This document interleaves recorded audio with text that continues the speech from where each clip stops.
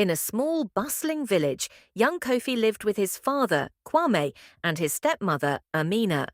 Each day began with the promise of warmth, but for Kofi, that warmth rarely reached him. Amina placed a steaming plate of porridge and fruit before Kwame, a generous portion. Then she turned to Kofi. Here. She handed Kofi a small chipped bowl with a meager amount of watery porridge. Kofi's shoulders slumped slightly, unnoticed by his father. While other children played, Kofi's days were filled with endless chores. He carried water, swept the compound, and tended to the small garden, tasks often too heavy for his young frame. Move faster. This dust is making me choke. Amina said, without looking at him. Kofi redoubled his efforts, his small brow furrowed in concentration. Kofi, my son, how was your day?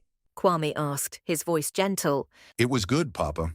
Kofi replied, avoiding Amina's sharp gaze. He was busy with his chores, as he should be. Amina interjected, a dismissive wave of her hand accompanying her words. May I have more, please? Kofi asked, looking at the pot. No. You have eaten enough. There is little left for tomorrow. Amina said, even though the pot was half full. Kofi's stomach rumbled, but he dared not argue. Many nights, Kofi lay awake, cold and hungry. The small comfort of his father's presence was often overshadowed by the chill of Amina's indifference. At school, Kofi's once bright eyes grew dull. He struggled to concentrate, his mind often drifting to the chores awaiting him at home. Kofi, are you feeling well? Maisha asked, her voice soft.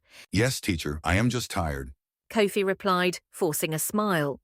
One afternoon, Kofi found a rare moment of joy, playing with his small wooden bird. What is this? Are you not old enough to put away childish things? Give it to me. Amina said, snatching the bird from his hands.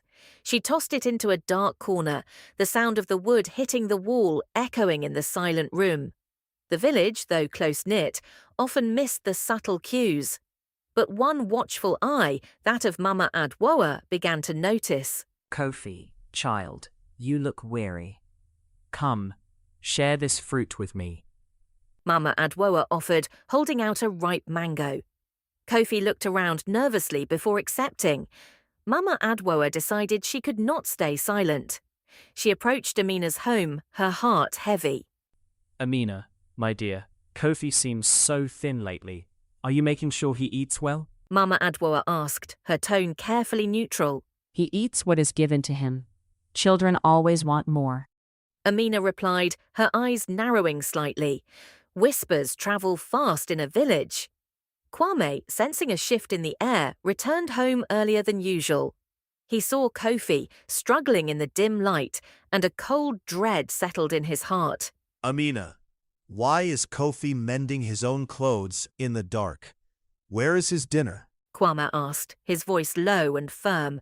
He is old enough to do his part. And his dinner? He ate earlier. You worry too much. Amina said, her voice rising. Kwame knelt beside Kofi, seeing the truth in his son's emaciated form and tired eyes. The love for his son ignited a fierce anger within him. No, Amina. My eyes are open now. This is not how we treat family. This is not how we treat a child. Kwame declared, his voice filled with a pain that was clearer than any accusation. The truth hung heavy in the air. For Kofi, it was the first glimmer of light in a long, dark journey.